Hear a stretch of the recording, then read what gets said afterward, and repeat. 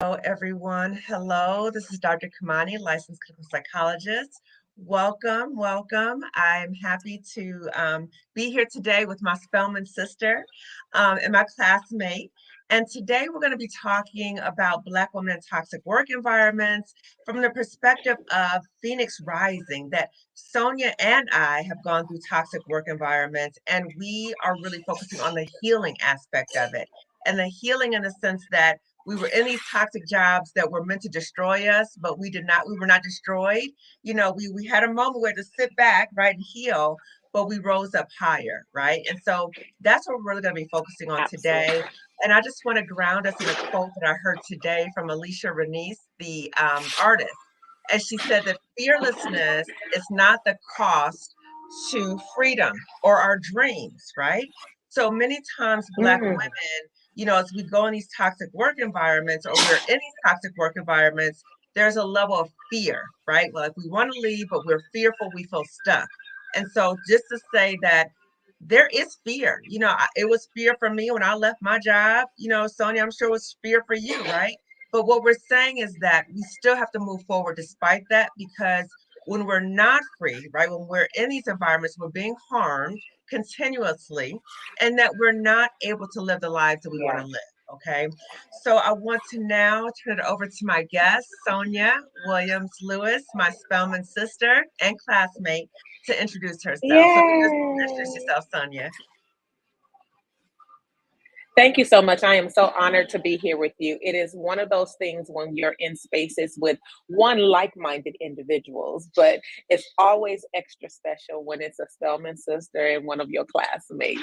So I Yes. thank you for having me on. I am, I consider myself, the way I describe myself and introduce myself is I'm an Oakland chick that just listens and gets connected. And so, if you grew up in the Bay Area around the time of the 70s and 80s, this was like uberly community oriented. This is after, still in the Black Panther era, but after that Black Pride and Black is Beautiful type of era. And so, I grew up in a household with my mom and dad who really instilled in me that Black is beautiful. Like, Yes. you are the most beautifulest thing in this world. It's just like that. You remember that rap song? I think that was Yes. Craig Mack back in the day. So I pride myself, right? I pride Hmm. myself in showing up, knowing my confidence. My father Yes. had this saying, don't be conceited, be convinced. And so Mm. to be convinced means that you have to be your best, not anybody Yeah. else's best. Like, Yes. this is not a competition. I want Yes. you to win, but I don't want you to take away from my wins. Yes. Um, I then went off to Spelman, earned dual degrees in history and psychology, ultimately earned a master's degree in education at San Francisco State University. And then I spent almost 20 years in the classroom until it got toxic. And Mm. that's the point of this conversation is sometimes we prepare ourselves and are the most experienced in these Yeah. spaces, and we Yeah. still get the brunt end of the stick. We still Yes. get the last pickings. We still Yes. get marginalized and have the oppression and the microaggressions lodged at us. We still Yes. have to deal, but we still got to survive. So it Yes. was uberly stressful for me and scary to walk Yeah. out on faith and start what I'm doing now, which is ASCRIBE Educational Consulting. Yes, yes. And Sonia, you really raised something that's so important for us to remember, that as Black women, it's so important that we are grounded in our greatness. You talked about your parents, how they really uplifted you and they instilled so many things in you for you, because I know that, many of us have had the talk, right? So our parents have talked to us about how people might see us and they may not see us in the ways that we really are, right? And they may downplay us, so they're trying to prepare us as we go out in the world. And so I know for me, and Yeah. it sounds like for you too, that really helped to form like a psychological armoring as we went out to a hostile world. So when we're in a toxic work Yeah. environment, the beauty is that we know we deserve better, right? We're like, what is this, right? I know what I'm Right. coming with, right? And when we went to Spelman, to be in an environment where you're so affirmed and you're around so many brilliant Right. Black women, right, who are just so independent and so fierce, that again instills in you that you deserve the best. And I don't know if you remember, Sonia, Yeah. our graduation speaker, our graduation, ceremony with Oprah, was talking, right? And I always remember her quote, Sonia, Yes. always remember her quote. And she said, people might try to treat you like a slave girl, but you are not a slave girl. You are a queen girl. And you always remember that. And I cannot tell you how many Yeah. times I really thought about that, right? So what I want us to do, Sonia, Yeah. is, you know, Absolutely. yeah, for us to kind of be in dialogue about our healing journeys. Because again, I don't want anyone to tune in and feel like, oh, we're just saying, leave, girl, just leave that job. We're not saying that. What we're saying is that there's experiences that we go through in the workplace that are very, very harmful, right? So the hope is that by us Yeah. talking about this, that you're not alone, but you're also able to recognize the signs that this is not healthy for me, right? The other thing is we want to Yes. be able to talk to you about our healing journeys so you know that healing is possible. And the other thing, that the main takeaway we want you to hear also, is that even though we were fearful of leaving, we knew we had to leave, and we rose higher after we left, Yeah. right? So, Sonia, can you share with the audience just a little bit Absolutely. in terms of your toxic work environment, what made it toxic, and how could you tell it was toxic? We'll start there. Yeah. Like I said, I spent 17 and a half years in the classroom, and I often found myself the one always in these spaces that would raise their hands and be like, what about kids that look like me, right? Or what about the gaps? And we're talking about a career that started in 1997 in the classroom. I looked like my high school students that I was teaching. And so Hmm. sometimes I would be like, okay, this is a little ageist of you to say that I'm not, I don't have the experience to bring to the attention of the group just because I'm not a veteran teacher, right? But Hmm. as the years passed, it then became you're a woman and you don't know what you're talking about. And then the Mm. experiences became, oh, you're black. And why do you always have to mention black things are being left out and you don't know what you're talking about?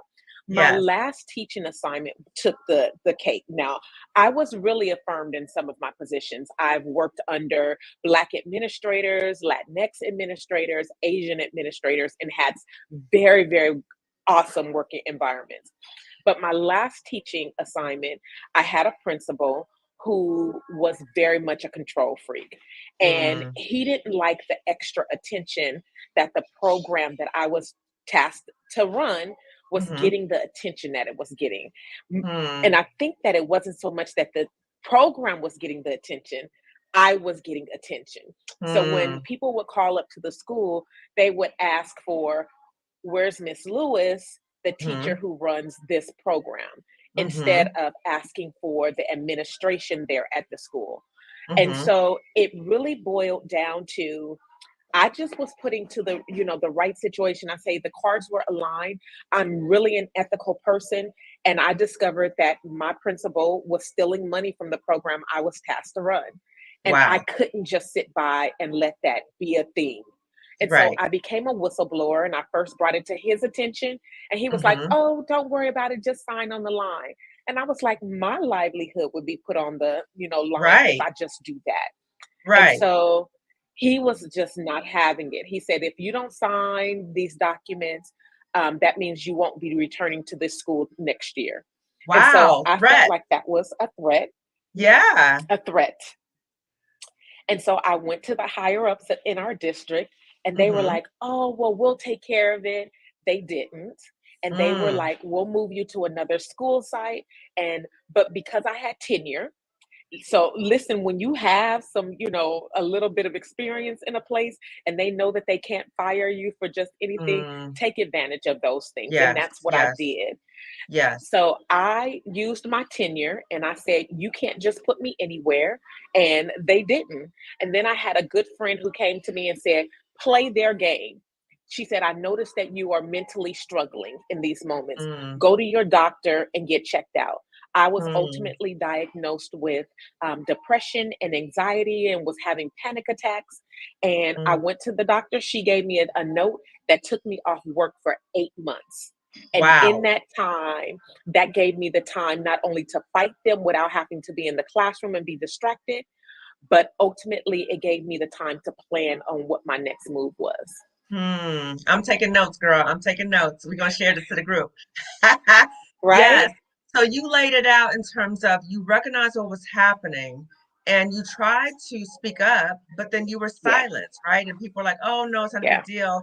And the threats, and I just want to say this too, Sonia, is that I don't know if you saw me my hand raised, but parallel experiences, and I'm sure many other Black women have had this experience that when we vocalize or advocate for Black people, then we're kind of demonized. Like there's something wrong with us, or or that means we don't care about all people. And right, it's like, how did you get that? I'm not saying I don't care right, about all people or all kids.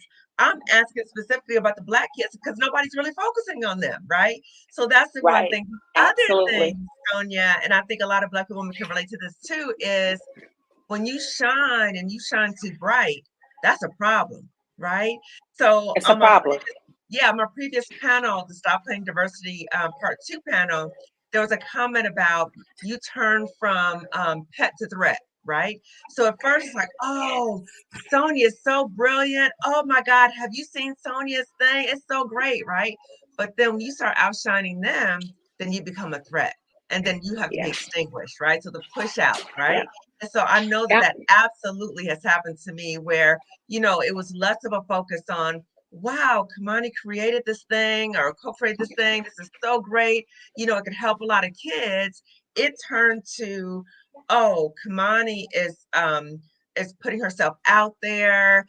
She's not saying that this is our product. And I'm like, it's not your product because I this is made not your it. product.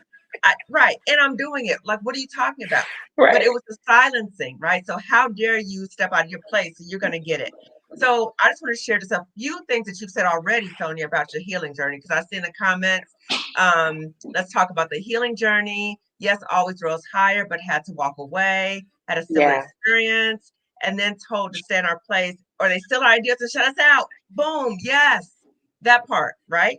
So in terms that of part. healing, Sonia, thus far you said know your rights and your options, right? Play their game and take a leave. I took a leave too, right? I left Yeah, for a year, right? It was unpaid, and guess what? I didn't even care. right. And then three is take that leave, take that break to make sure that we are okay, right? Because these Yeah, jobs can slowly kill us. And the beauty is that somebody came to you and said, hey, girl, I don't think you're okay, right? I have family and friends saying that to me too. And I had to pause and say, I need to walk away to help yeah, heal myself because I cannot heal myself in this toxic work environment where I'm being attacked, right? And so that yeah. rest. So having that rest, then you have time to exit plan. So that's what you did, right? Absolutely.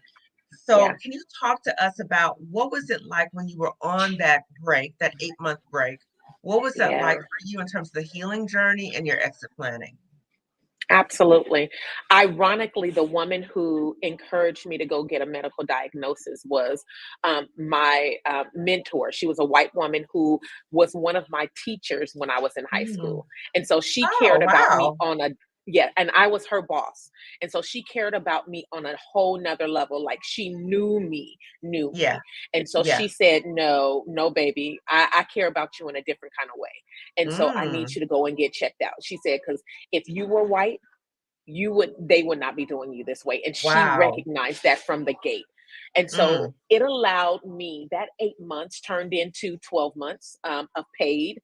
I was paid during the entire time, which Wow. allowed my family to still be okay, Mm-hmm. because we also know that as we are trying to juxtapose any situations that we find ourselves in and create that balance, that oftentimes people who don't get it are in your ear telling you, like loved ones and friends, Mm-hmm. saying, okay, Mm-hmm. bounce back, okay, nothing's wrong, Mm-hmm. because we have just been conditioned to Yes. accept the Yes. oppression, to accept the Yes. trauma.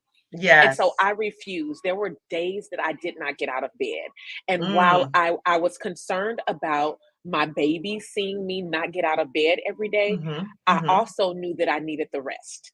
And I Yeah. also knew that the break, I deserved that break, because I Yeah. was busting my butt for so many years. But what Yeah. it really and truly looked like for my healing journey was my circle of people who I chose as mentors, right? These are professional women and men who just encamped around me and was like, let's go out for coffee, let's go out for lunch. Mm. And Mm-hmm. they literally picked my brain and was like, what are we doing next? The other Mm. thing that kind of helped me was the fact that parents, students, and other teachers were continuing to call me, asking me to create content. And so Wow. that was like, I was like, okay, I can do this on my own. Yes. Mm, It's a never way thought out, about, right? never had thought about being an entrepreneur, never Yes. thought about that this was even an option for me. And so I Yes. said, okay, what do I even call this? And I had a friend, she said, girl, be a consultant. I was like, oh, okay. And we just ran with it. And so I started Yes. creating content and it just, it flew. It just sprouted its wings and we flew. And it's been nonstop for the almost 15 years now of me not being in the classroom. And I don't Wow. advertise. All of my clients come from word of mouth. So someone has already vetted my work and they say, yeah, we need that at our school site or we need that at our organization. So it's been a beautiful journey, not Yes. without bumps and bruises and learning Yes. along the way, the ebbs Yes. and flows of money coming Yes. in and not coming in. But Yes. it has been so cathartic and it has been so healing to be able Yes. to say, "Well, I did this, I created Yes. it." But Yes. two, to be able to control, have that sense of like peace of mind when you wake Yeah. up every day and say, I'm doing this because of this. Yes. And then I get to dictate how what that looks like. Yes. So you're able to kind of stand in your worth, right? You know your worth, you Yes, stand in your worth, and yes, people are gravitating to that because they appreciate it. And absolutely. another thing too, Sonia, is when you get away from that toxicity, right? Because when we're in that toxicity, we spend so much time fighting, first of all, for our sanity, right? Then Yes, we fight for our voice to be heard. So we're fighting all these different things, and it takes away any creative energy that we have for something else. yes, So when you were able to rest, all this stuff was being downloaded to you, right? And I saw this post yes, today, I actually posted it on Instagram where it talked about, sometimes things happen in a way that we didn't anticipate, or we were kind of thrown off guard. Like, why is this happening? Why is this happening? Right. But the post also said, you know what? God has a plan for us and things eventually come together. We may not recognize it in the moment, but yeah, eventually things are revealed to us. And I can definitely say that that has been the case for me, where things I never thought about, Sonia, right? I'm like, oh my God, why didn't I think about this before? Because I was so distracted by that right, toxic job. I was under attack.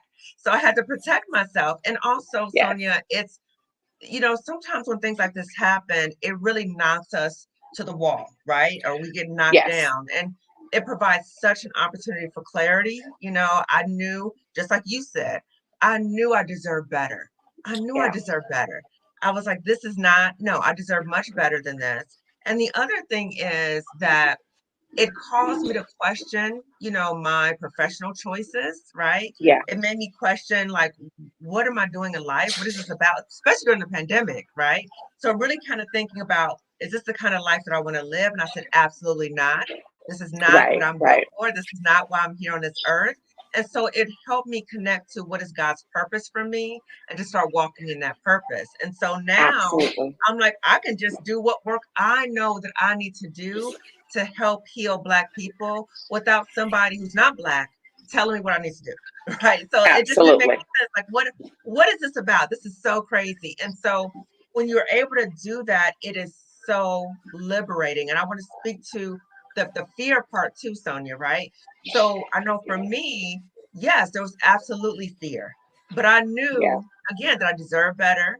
I knew that I could not live like this. And I mentioned this in a previous live last week, was that I was in the shower and I heard the voice of God saying to me, if you go back to that job, it's a death sentence, right? Yeah. And not only had I seen other Black women get very sick, strokes, heart attacks, cancer, a number of them died, right? And it's not that Yeah. many Black people within that employer, right? But that was a wake up call for me. And I said, no, no, no, no. This job is not going to take me out. This is, I have so much more in my life than a job. The job does not define me. Okay. Yeah. So I think it's important for us to recognize that the fear is there. We're not Yeah. discounting the fear. Please hear, we know the fear is there. But what we are saying is Is the fear worth my sanity? Is the fear worth, my professional growth? Is the fear? No, it's not. It's not. No. So what we're saying is that yes, the fear is there, but how do we move past the fear? How do we Yeah. move in a way that we're still doing what we need to do? And even Sonia, you even admitted sometimes it's not easy, right? So it's not like a smooth path, but we still do it. So Yeah. Sonia, can you speak a little bit in terms of the fear, but how you still kept going? Yeah. It's interesting when I think back on my journey, I knew going into teaching, going into education, that I would Mm-hmm. not retire an educator. I had Mm, seen educators who would like give their life and soul to these school systems mm, and not mm. get a return, now that I'm in business, an ROI, a return on your investment, right? Wow. And so I knew I didn't want that for my life. Yes. I also was given the number 15. God and I had a conversation when I first started teaching, and Mother God, as I say, was like, no, 15 years and you're done. And so Ah, year 15 came, and I was like, okay, so what am I doing? Because I don't have a plan. And so yes. I asked God for another year. Gave me another year, but it came with some penalties because I Yes. wasn't obedient. And so this is really and truly where the fear began to sit in with me. The fear was, if I leave now and I don't have a plan, then Mm-hmm. I'm going to put my family in some kind of financial, situation, because Mm-hmm. we are a two-parent household, two-income household, and even with all of that, we are still, trying to make ends meet, which a Yes. lot of us find ourselves in. So I think Yes. the fear was really and truly predicated on the fact of, would we be okay financially? And Mm-hmm. so I didn't think so, and I cashed out my retirement, which I Mm, do not advise anyone to do, but I did. I mm, took the penalty and I cashed it mm, out, but it mm-hmm. allowed us to float for a couple of years. Mm, I made this decision, and fear sometimes is that impatient thing, but mm. I wanted to secure some things, have some security for the family. Almost immediately after I cashed it out, I had gotten a severance package from the district that I was working with, a 5-year severance package that they paid me, and they wanted me to sign an NDA not to continue to out them or this principal. And so Wow. I got Five an years. attorney, 5 years, full Woo, salary. And I woo. wasn't a brand new teacher, so I was making like 75, almost 80,000 a year. So Wow. So some almost hush money for immediately, real. hush money for real. And I refused to sign the NDA. I just was like, my integrity won't allow me to sign on the line for that. And Mm-hmm. so Mm-hmm. we settled on 3 years, but I took it and I ran. And that really and truly was my investment in my business. And I took Wow. that and I was like, okay, I don't know about starting a business, but this is what we're going to do. Yes. And the fear just slowly but surely began to dissipate. It was like, Yeah. okay, year one passed by, and I was like, okay, my husband still called my business a hobby because we weren't we weren't making real money, but we weren't in the hole either. And Hmm. so, but that pressure, right, from family Yeah. and friends, like, you got degrees. If you're not going to go back to a traditional job, why don't you go get your PhD? And I was like, God's not telling me to do that right now. I'm gonna need you to mind your business and let me try to mind mine and grow this Yes. thing. Yes. My dad was in the business world, and he was like, any business takes at least 3 to 5 years, sometimes 7 years to get its footing. Be Mm, patient with yourself. And mm. so I tell people all the time now, be not only be patient with yourself, but give yourself grace. Like, Yes. we don't just step out into this world and say, oh, I can do this other thing because an opportunity is landed in our lap. um, Yeah. typically white men have those resources at their fingertips. Black women Mm-hmm. don't. And so we Right. have to make that thing happen. And so Yeah. I invested it all. I was willing to put it all on the line and bet on Sonia. And that's what I did.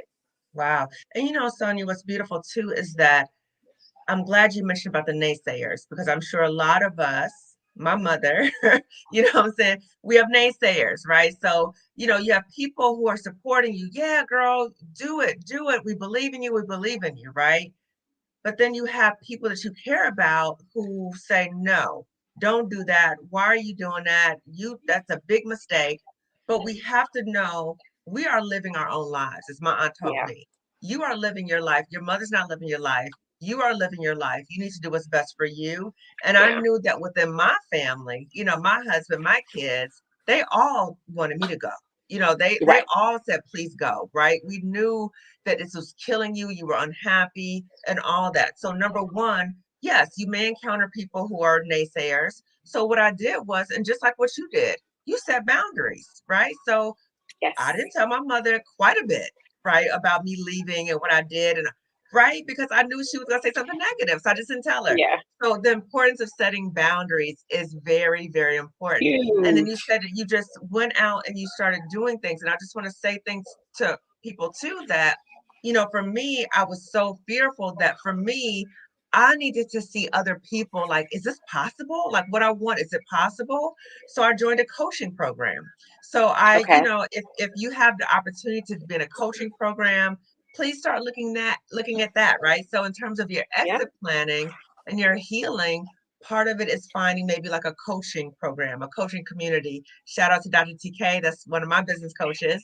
And I'll put that information in the chat. But Yeah. remember, that we have so many options, Sonia. Yeah. And we're in these environments where they make us feel like there's not that many jobs, there's all this stuff, you know what I'm saying? But no, we do have options. It may take a moment, right? Because for Yeah. both of us, it took a moment to get out, it took a moment to heal, and I'm still healing. Yes. Um, and so but we can get out. Okay. So I do want to Yeah. read some, girl, the chat is popping. Hold on. It is. It is. Let me read. Okay.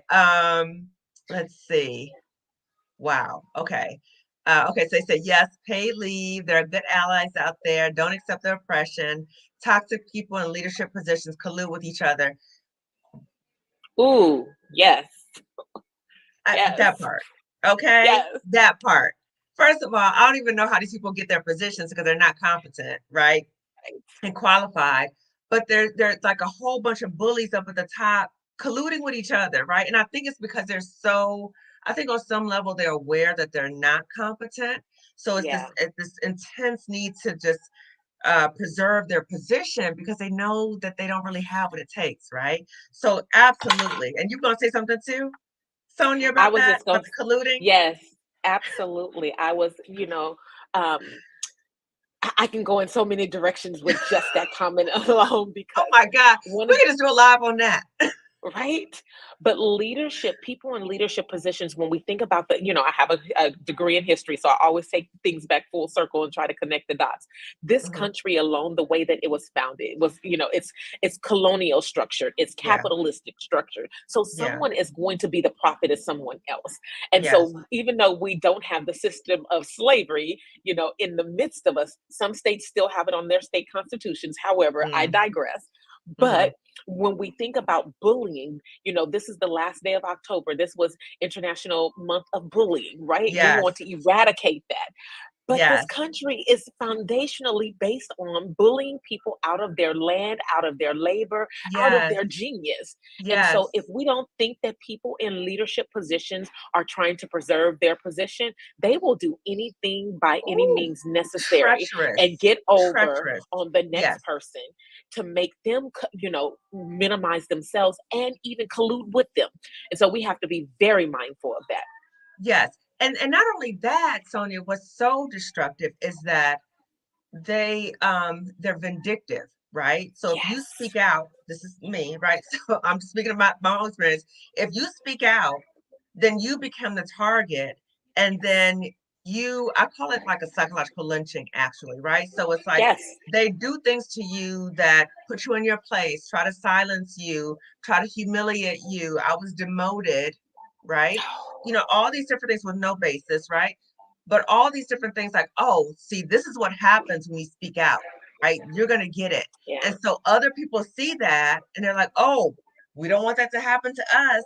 So it inspires so much fear, in the Yeah. workplace. And that's part of the bullying. And Sonia, I started this whole conversation about a year ago. And it was my way of dealing with my own pain and trying to Yeah. heal from the toxic work environment when I took a leave. And, the more I talked about it, the more healing it was for me. And the more Black women who reached out to me, who said, oh, please talk about this. We need to talk about this. Then that became healing for me as well. But I kicked it off in October last year for Anti-Bullying Prevention Month, right? Yep. So to raise awareness that bullying happens in the workplace. It really Yeah. does. And it is treacherous. It is treacherous. Yeah. So I see other comments. I can relate so much to this experience. It has been a nightmare. How do you navigate through toxic leadership? Oh, I'm gonna leave that with you, Sonia. I don't know. I don't know. Yeah, yeah. I think that, up to a certain degree, we all experience it. And so we have to figure out what, again, those boundaries are like, how you show up. How willing are you to be your authentic self? Gauge what your level of integrity is for you. Yeah. Have a confidant, have somebody that you can talk to. I always say now, document everything. Write it Yes. down, send an email. Yes. Don't call them up and have a verbal conversation. Yes. Document it, because Yes. then the footprint won't disappear. And so I Yes. think that those are just tips in any industry that you're in, to make sure that you are protecting yourself.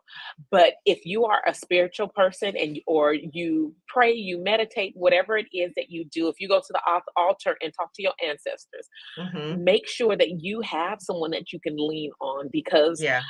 when we are dealing with that toxic leadership, it can wear you down so easily and so quickly. And Yes. if we don't catch it, if we don't catch it, right, it can be very detrimental to self. And so I just urge people to make sure that you are, watch your breath. Watch how Yes. you feel when you walk into certain environments. What is your Yes. heart? How is your heart responding? Are palpitations and the beat getting faster? That's just being mindful of who you are and your reactions to certain things and certain people. Yeah. But yes, I see in the chat, yes, document everything. Yes. And girl, I document not only when I would correspond with them, but I did separate documentation when I was at home about all the grievances, right? So I Yes, documented that and then I emailed it to myself so I have a record of it, right? right. And so again, make sure you document things because some women have taken legal action. The only reason I didn't take legal action was I was already involved in a lawsuit about my son's school and his bullying situation. So I'm already in a lawsuit about that, right? You'll hear about that Yeah, later, right? But other women take legal action. So think yeah, about that, right? So document your stuff, get your stuff together, right? And then absolutely. the other thing too, Sonia, you said something that really stood out to me was be aware of how you are feeling or your mental state as you are in these environments. So I know for me, I would, I'm not like a really outgoing person, which is surprising because I'm on these YouTube videos, right? But anyway, I'm Right. not normally outgoing, but I'm friendly. But when this certain person came around, Sonia, I just felt like my soul was just like, ugh, right? And I just felt this sense of like, I think it was a Jill Scott song where she talked about like I'm bubbly around other people, but I'm cold as Ooh, ice around you.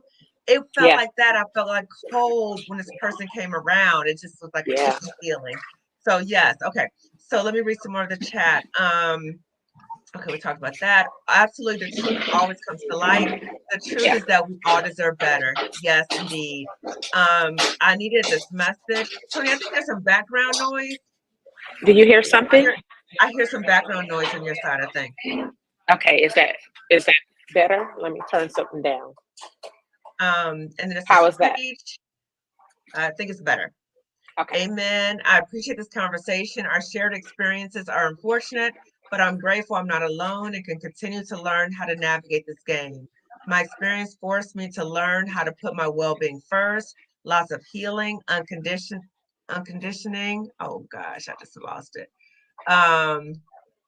And working through the fear allowed me to focus on an exit plan. It has been one of Yeah. my best career moves. I feel you experienced some racial trauma at my job, and it feels good to know I'm being irrational in my thinking. You're not being irrational in my thinking. These Right. experiences are real. And I just want to say this too, Sonia, that, sometimes when we talk about these toxic work environments, people assume that we're talking about white people, right?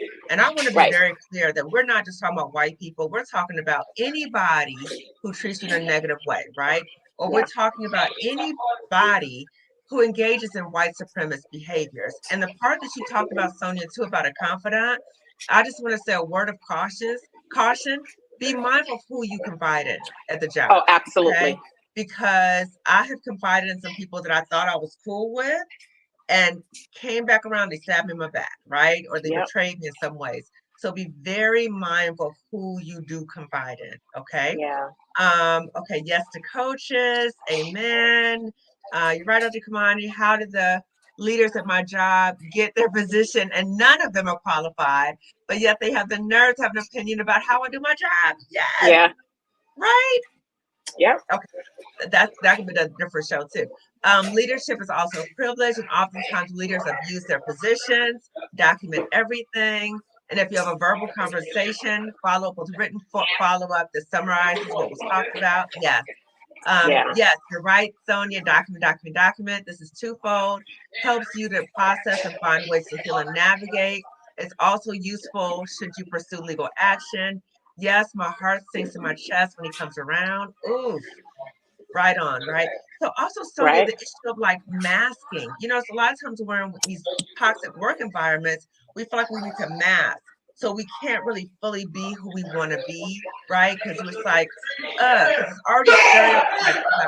Sonia, it's a lot of background noise. I'm still hearing it. Is it? Okay. Let me just. Yeah. Yeah. So, this masking, right? So you're like masking all day at work. So you're aware of how people might be perceiving you. So then that impacts how you function. And then by the end of the day, you're emotionally drained because you're doing your job and then you're trying to monitor how they responded to you. It's ridiculous. So you talked about, ways that you develop your business, right? You talked about getting support from other people. You talked about confidence, right? What are some other ways that you were that have been helpful for you in terms of your healing journey, Sonia?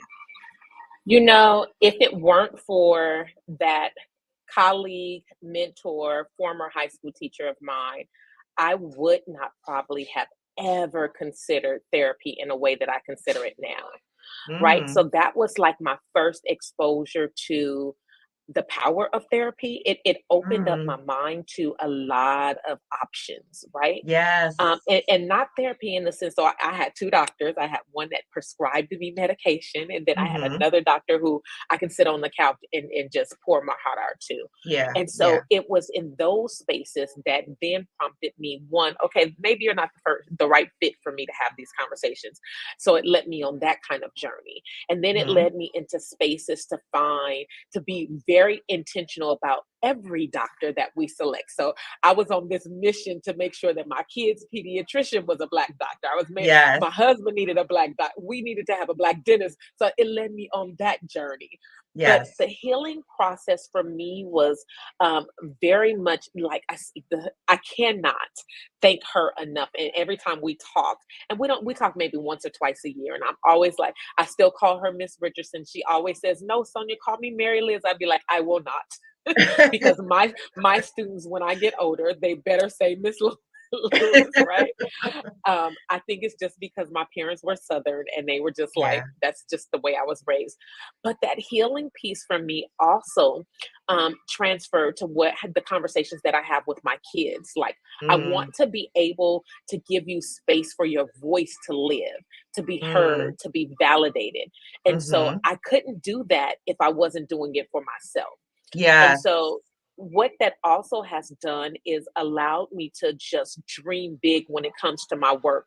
One of the Mm-hmm. things that my organization leads by is imagining a world where the next generation doesn't have to deal with and heal from racialized trauma in the workplace Mm, and in learning environments. So yes. imagine that, right? Imagine what that would look like and begin to craft it for yourself. And Yes. so yeah, that helps me to stay in a constant perpetual cycle of healing. Yes, Every meeting and organization that we start off with, we ground. And I say, to folks, let's breathe. Cause I'm gonna talk about some stuff that y'all gonna be uncomfortable with. And I yes, need you to be ready when it happens. yes, Recognizing your body when you start to feel a little tense or your yes, heart beats a little. This ain't about you. This is yes, about systems, not individuals. And so yes. we go through all of those kind of activities with shame and blame and vulnerability, because Hmm. really and truly, if we can't walk the walk, we can't expect other people to either. Exactly. And the importance of breathing and breath is so healing because, again, as Black people, we're always on guard. As we lead out, we're Yeah, always looking around us. And so, grounding ourselves and knowing that we can have that deep breath, right?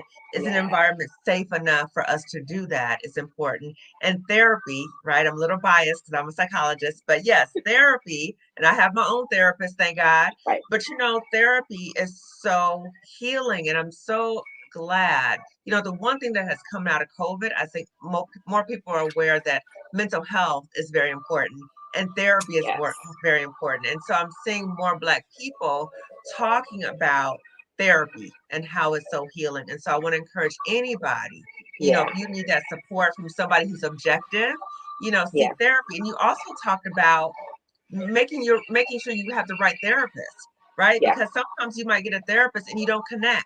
But don't quit therapy, just find a different therapist. Do not yeah, do that, right? So, many times we want to see another Black person. And right, there's not a lot of Black therapists, but we are out here. Okay. So you can find absolutely. therapists. I'll put in the description section about different resources about how to find a Black therapist, but you can absolutely find another therapist. And then you talked about also that you wanted to model for your children about, certain behaviors. And I know for me, I wanted to model for my children about you stand up to bullies, you don't let bullies terrorize you, you don't shrink, Right. you show your true worth, right? But sometimes these things happen because God is trying to tell us to pivot, right? So I know for Yeah, me, I was being complacent at a job that was not fulfilling to me. I was not growing at all, right? But it was convenient, right? Or, oh, I know the job, but that's not what God wanted for me. And yeah, so now that I've pivoted, those things had to happen to me. And I just want to say, just briefly, something that my therapist told me, right, when I was going through all of this. And went to her and I told her, I had been demoted and nobody at my job had ever been demoted before, and I'd always gotten these really positive performance reviews. Like it didn't make any sense, right? Like why was I being demoted? Been in right. leadership positions, all this stuff, right? And she said to me, you were not demoted, you were promoted by God, right? So Yeah, you were promoted to a level so that you can now walk in God's purpose for you, for your yeah, life. And I absolutely agree. And my hope is that all of us recognize yeah, that when we're in these toxic work environments, do not internalize that toxicity, right? But sometimes we need to take a pause and step back and rest so that we can heal and exit plan. And the fear might be there. The fear might be there. So, Sonia, what would you say as we're winding down? What would you say to other Black women? Or let's say a Black woman came to you and she said, I'm in this toxic work environment. I hate it here. This job is killing me. yeah, I dread going there, but I'm scared to leave. yeah. What would you say to her? I, I first would, let's do some visioning. Let's do some planning along the line of where do you see yourself 1 year, sometimes even a month out, a month, a year, 5 years from now. And then I helping that individual identify what their passions are, right? Because if we Mm, can identify what our passions are and monetize off of our passion, imagine how happy our heart will be, yes, right? yes, I my dad used to also tell me that there's a difference between a job and a career. A career is something that you like and that you plan for, whereas a job is like you hate to clock in.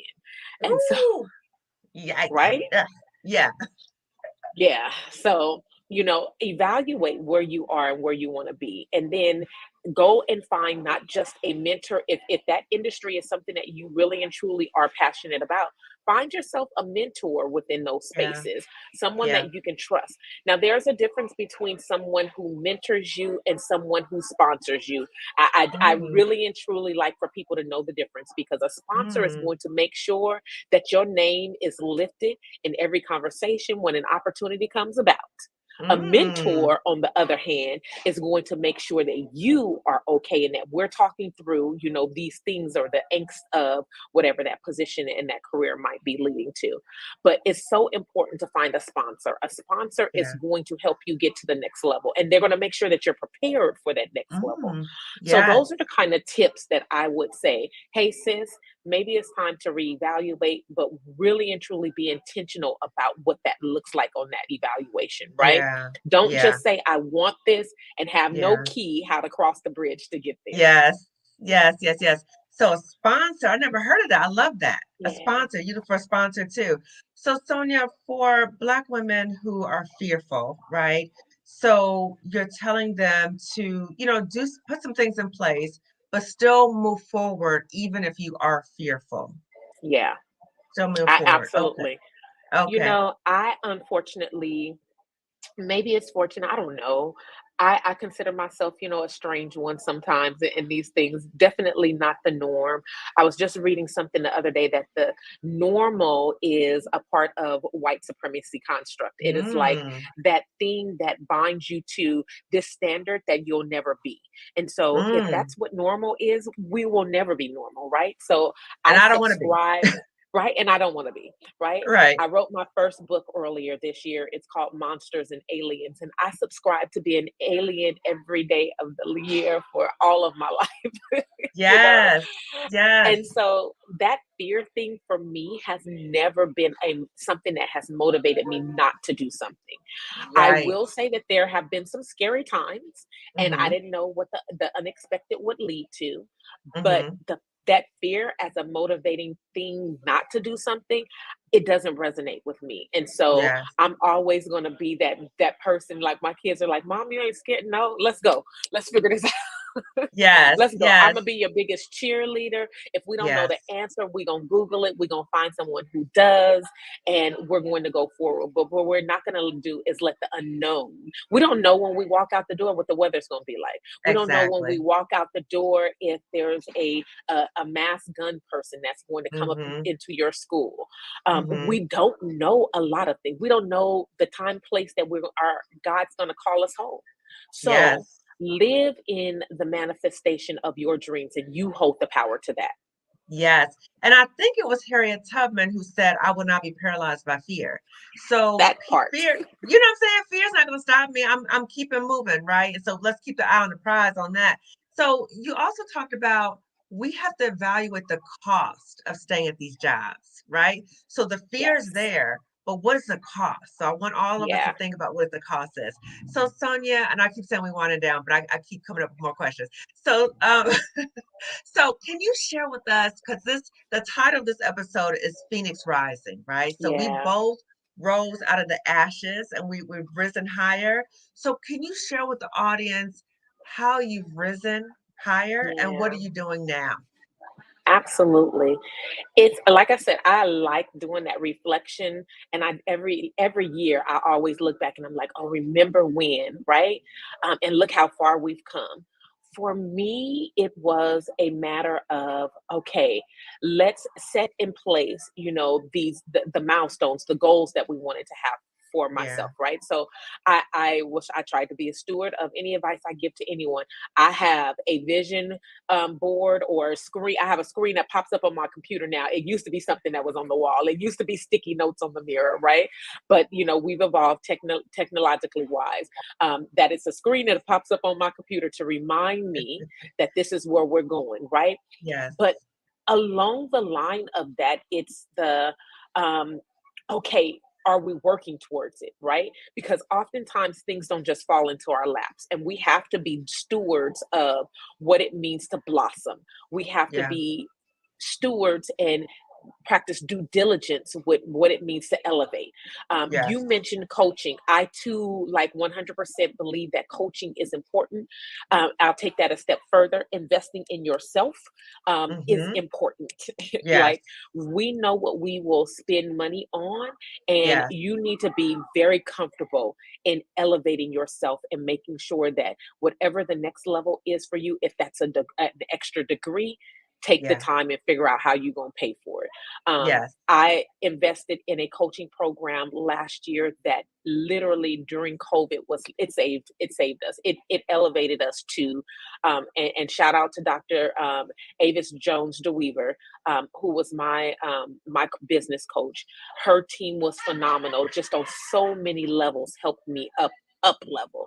But it Mm. was also a matter of mindset shifting, right? Because Yes.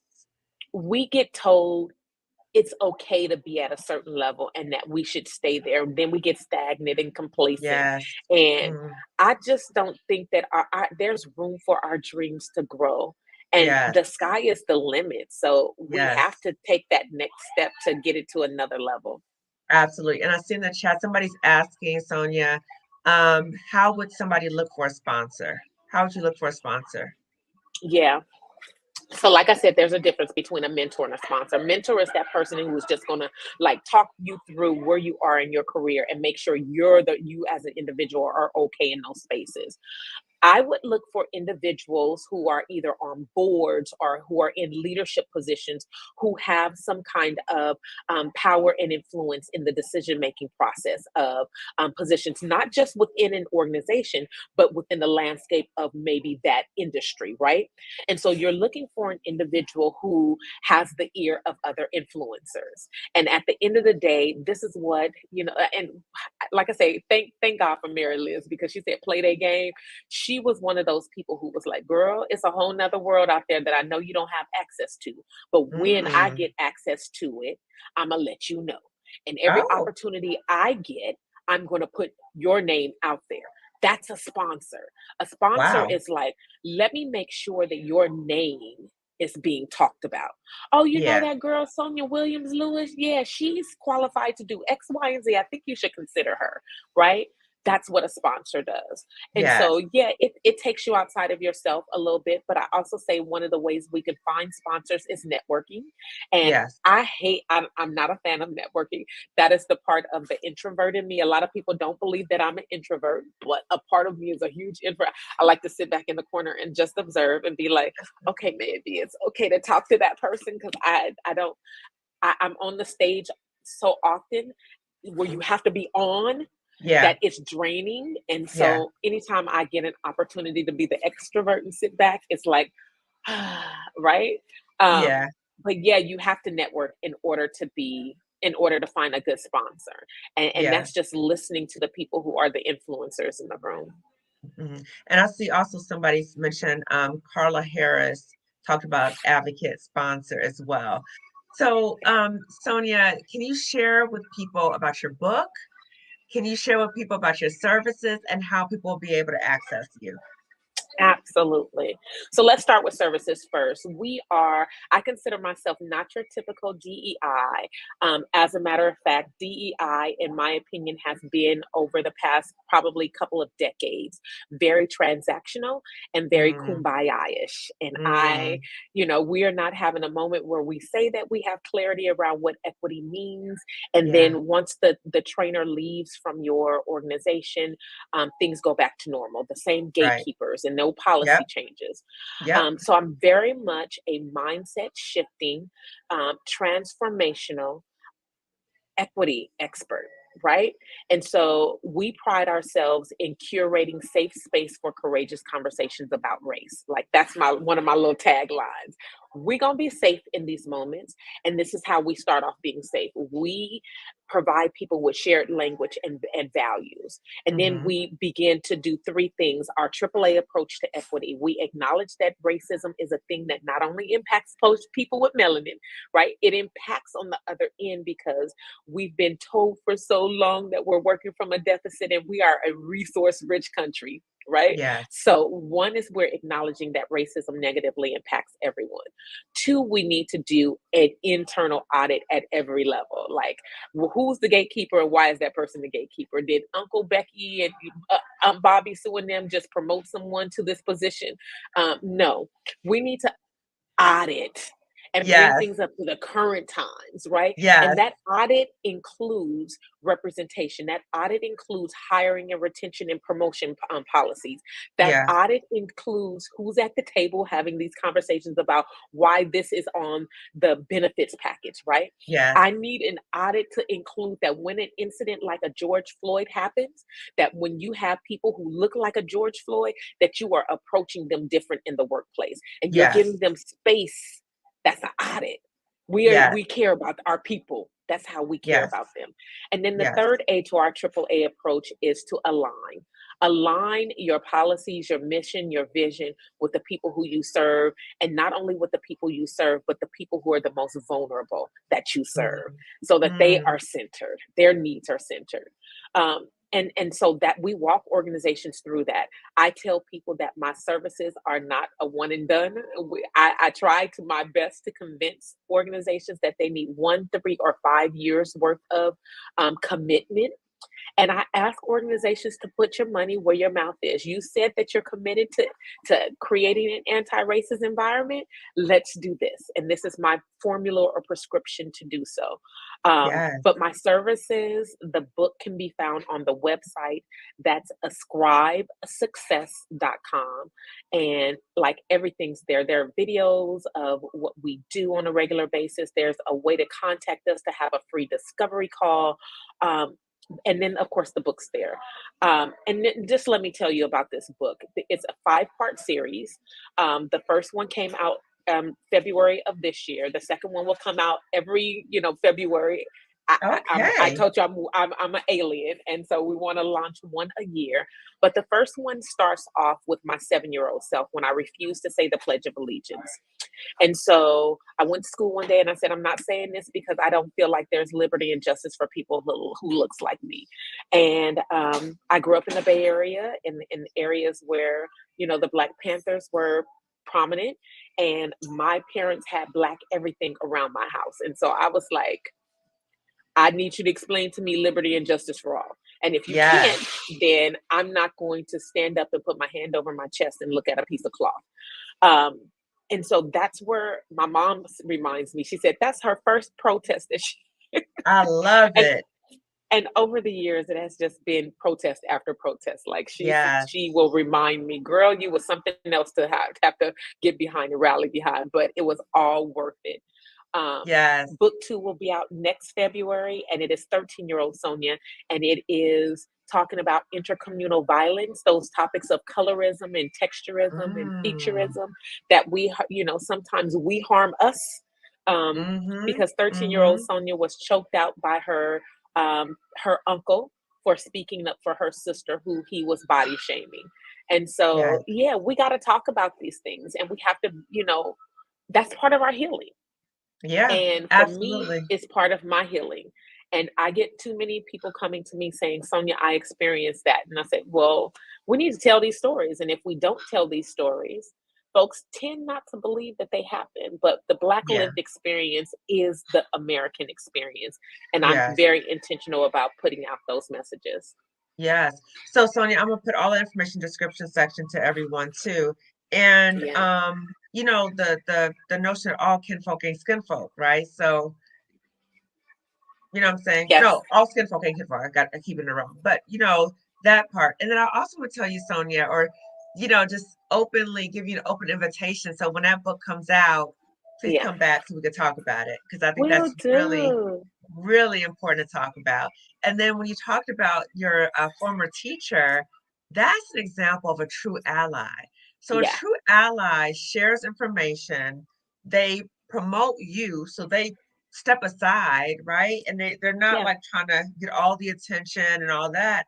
So she is really trying to elevate you. And that's a big part of allyship, is that many Absolutely. times people do performative allyship in the sense of, oh, I'm your ally, I'm your ally. But one of our Spelman sisters, Dr. Monica Cox, is like, if I can't call you an ally, you're not my ally, right? So Right, stop playing diversity, right? right, So please check out right. Dr. Monica Cox. So I'll put her information in the description section. So again, I'll put all this information for you guys. And again, I want to thank my Spelman sister and my Yeah. classmate for being here today and having this very powerful conversation. My hope is that everyone listening to this conversation had some really good takeaways. So number Yeah. one is that you are worth it. You deserve better, right? Most definitely. Number two is that there are options available for us. Many times when we're in these toxic work environments, we feel like we need to stay because of fear. Fear, fear, fear. And then we might tell other people around us who perpetuate the fear, right? So they project their Yeah. fear onto us. So if that is the case, set boundaries. Do not share certain things with certain people who are making you more fearful. Okay. The other thing is, in what ways can you get support from other people? So, in what ways can you start making your exit plan? So, Sonia and I talked about, sometimes we're in these toxic work environments and you've been harmed. You may need to Right, pull back. You may need to take a step away, so right. you can rest and heal because it's really hard to heal in the same environment that's harming you. And then the Absolutely. other thing, we talked about is therapy. The beauty of Yep. therapy is a wonderful thing, right? So if you need a therapy, please seek it and start exit planning, right? So exit planning is, what are the concrete steps that you're going to take to get out of this toxic job? Yeah. Because you deserve better. You deserve better, Better. right? And I want to Yes. end with a quote that I started with. Fearlessness is not the cost of your freedom or dreams. So just Yeah. because you're fearful, that is not a sign don't move ahead, right? And Right. again, that's Alicia Renice, the artist. Please listen to her stuff on YouTube about fear, right? And still moving forward. So again, everyone, I want to thank you for tuning in today. Again, I want to thank my Spelman sister for being here today. And I Yes. just want to end too, Sonia, with two things. So remember, Hmm. audience. So I talked to you guys about, Oprah Winfrey was our graduation speaker, and she Yeah. said, people may try to treat you like a slave girl, but you remember you are a queen girl, number one. Number two is, calling out our Spelman hymn, we are undaunted by the fight. So we are Yes. continually going to fight, but we are undaunted, right? You're not going to silence us. Absolutely. We're going to just get No. louder, right? We're going to just, Yes. the phoenix rising. We're just going to get bigger and bigger, right? And shine brighter and brighter. So my hope is the same for you, whoever's listening. Please share this video with others. Please subscribe to my channel on YouTube, Lifting Us with Calm Consulting, Wellness Services. Please Yeah. tune in next week. I think the focus is on all skin folk and kinfolk. That's going to be a part two, right? So we're going to be talking about Black women in toxic work environments and ways that we sometimes betray each other, right? Yeah. And how painful Yeah. that is. So please tune in next week. I will share that information and have a good evening. Sonia, if you could stay on for a moment, okay? Bye, everybody. I see everybody saying thank you. Undaunted by the fight. That's right. Spelman That's Sisters. right. That's right. That's right. Absolutely. Take care, everybody.